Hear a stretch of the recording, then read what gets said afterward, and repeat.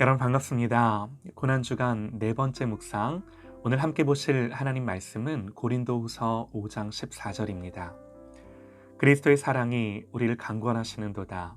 우리가 생각하건대 한 사람이 모든 사람을 대신하여 죽었은즉 모든 사람이 죽은 것이라. 아멘.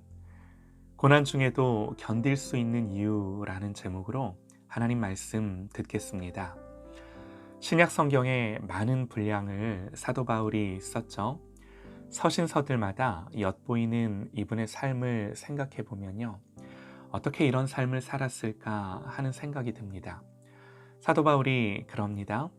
내가 수고를 넘치도록 하고 옥에 갇히기도 더 많이 하고 매도 수없이 맞고 여러 번 죽을 뻔하였으니 유대인들에게 40에 하나 감한 매를 5번 맞았으며 3번 태장으로 맞고 1번 돌로 맞고 3번 파선하는데 일주야를 기품에서 지냈으며 여러 번 여행의 강의 위험과 강도의 위험과 동족의 위험과 이방인의 위험과 시내의 위험과 광야의 위험과 바다의 위험과 거짓 형제 중의 위험을 당하고 또 수고하며 애쓰고 여러 번 자지 못하고 줄이고 목마르고 여러 번 굶고 춥고 헐벗었노라.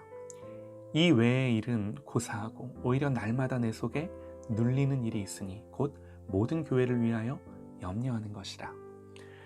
오늘 본문은요, 이런 배경에서 나온 말이에요. 고난과 핍박과 모욕과 비방, 그럼에도 맞서지 않고 오히려 축복하고 복음을 전하고, 어떻게 그럴 수 있었는가? 사도 바울은 한마디로요, 그리스도의 사랑이 우리를 강권한다 그러죠. 여기서 강권한다는 말은요, 나를 붙잡고 이끌어 당긴다는 거예요. 고난과 핍박도 나에게는 현실이지만 그만큼 그리스도의 사랑도 나에게 실제가 되어 나를 붙들고 있다라는 겁니다. 바울은 원래 어떤 사람이었나요? 원래는 그리스도의 사랑을 전혀 알지 못했던 사람이죠.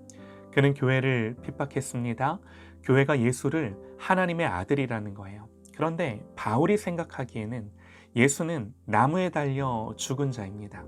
신명기 21장에서 분명히 나무에 달린 자는 하나님께 저주받은 자라고. 그런데 어떻게 예수가 하나님일 수가 있는가? 바울에게 있어서 교회의 그런 고백은 신성모독으로 여겨졌어요. 하나님을 욕보이는 거예요. 그래서 핍박하고 죽이기까지 했던 거죠. 그런데 그런 그가 다메섹으로 가는 도중 주님을 만나죠. 정오에 태양보다 더 밝은 빛으로 하나님 나타나셔서 말씀하세요. 구약에 능했던 바울은 알죠. 태양보다 더 밝은 빛, 하나님의 현현이세요. 그런데 그 하나님이 나타나셔서 하시는 말씀이 나는 네가 핍박하는 예수다라는 거예요. 자기는 지금까지 예수는 저주받아 하나님께 버림받았다고 생각했습니다. 저주받고 버림받은 거 맞죠. 그런데 그 모든 저주와 심판이 나를 위한 것이구나. 나를 사랑하셔서 나를 위해 죽으셨구나 알게 되는 거죠. 하나님이 나를 위해 그러셨구나. 이제 우리에게는 십자가가 그런 의미는 아니지만 그 당시 바울이 살던 당시는요, 이걸로 목걸이를 하고 다닌다? 상상도 할 수 없는 그런 일이었죠. 아무도 십자가를 떠올리기 싫어했습니다. 저주의 형틀이었고 죽음의 상징이었죠. 그런데 하나님이 어떻게 하나님이 그 형틀에서 죽으실 수 있는가? 바울에게 이것은 이해될 수 없는 진리였습니다. 그러나 이 십자가의 사랑을 만나고 보니, 알고 보니 여기에 참된 하나님의 사랑과 은혜가 있는 거죠. 이 십자가 앞에서 자기를 바라보니 자기는요, 진짜 죄인 중에 괴수인 거예요. 이게 그냥 겸손해서 하는 말이 아니라 자기가 정말 그런 사람인 거예요. 예전에는 율법으로 흠이 없고 바리새인이었고 유대인 중에 유대인이었고 가문 좋고 학벌 좋고, 그러나 이제는 그 모든 것이 예수 그리스도 앞에서 너무나 더러운 배설물인 거죠. 왜 안 그렇겠습니까? 주님이 십자가에서 죽으실 때 사람들이 조롱하고 멸시하죠. 사람들이 그래요. 네가 하나님의 아들이면 내려와 보라고. 네가 남들은 구원한다 말하던데 정작 너 자신은 구원할 수 없구나.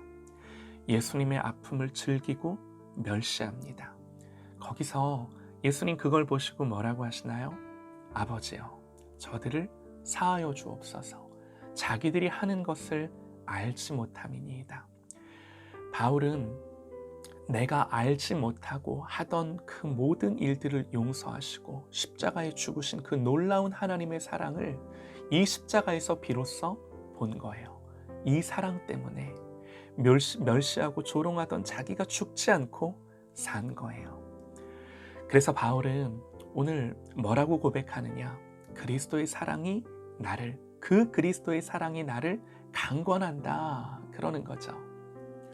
바울에게 있어서 단 하나의 현실이 있다면 그건요, 지금 잠깐의 고난이 아니라 그리스도께서 나에게 보여주신 영원한 사랑, 죽기까지, 그것도 십자가의 죽기까지 나를 사랑하신 하나님이심을 분명히 보는 거죠. 로마서 8장 18절에서 바울은 고백합니다. 생각하건대 현재의 고난은 장차 우리에게 나타날 영광과 비교할 수 없도다. 여러분, 이 말이 무슨 말인가요? 현재의 고난, 이 고난이 안 힘들다는 게 아니에요. 단 현재의 고난보다 장차 우리에게 나타날 영광, 영원하신 하나님 예수 그리스도의 놀라운 사랑과 은혜가 나에게는 더욱더 뭐라는 거예요? 그게 나에게는 더욱더 실제이고 현실이다라는 거예요. 고난도 현실이고 영광도 현실일진데 이 두 가지를 놓고 비교해 보건대 비교 안 된다는 거예요. 그리스도의 사랑이, 하나님이 나에게 주실 영광이 더 실제라는 거죠. 여러분, 이런 말은 사실 누가 한 줄 아십니까? 예수님이 하셨어요. 예수님이 십자가에서 죽으시기 전 기도하시죠. 요한복음 17장에서요. 예수께서 이 말씀을 하시고 눈을 들어 하늘을 우러러 이르시되 아버지여, 때가 이르렀사오니 아들을 영화롭게 하사, 그러세요. 십자가를 뭘로 여기세요? 영화롭게 되는 것, 영광으로 여기세요. 주님은 왜 십자가를 영광으로 여기셨을까요? 이 십자가를 통해 하나님의 사랑과 죄인을 향한 하나님의 은혜가 드러나기 때문에.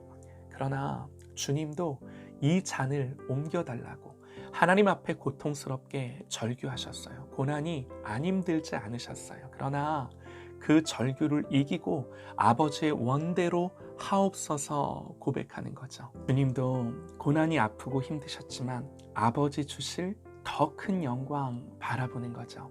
이것이 주님이 가신 길이요, 그리스도의 제자 바울이 가고자 했던 길인 거죠. 사랑하는 여러분, 우리는 너무나 연약합니다.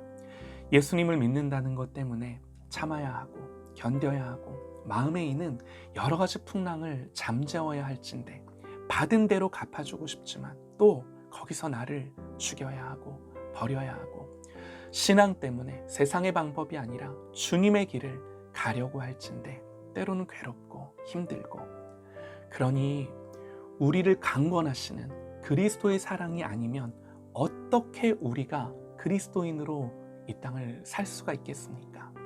그러므로 여러분, 우리는요, 삶에 있어서 나를 강권하시는 주님의 사랑을 아는 것만이 능력이에요. 여기에 생명이 있고 이를 통해 생명의 길을 걸을 수 있는 것입니다. 오늘도 주님의 십자가 사랑을 알기 위해 주님을 바라보실 수 있기를 소망합니다. 주님을 집중하는 내 삶의 한 자리를 반드시 두고 살아갈 수 있는 저와 여러분 되시기를 간절히 소망합니다. 그렇지 않으면 안 되는 거예요. 하나님 우리에게 이 사랑을 깨달아 아는 은혜 주시기를 간절히 기도합니다.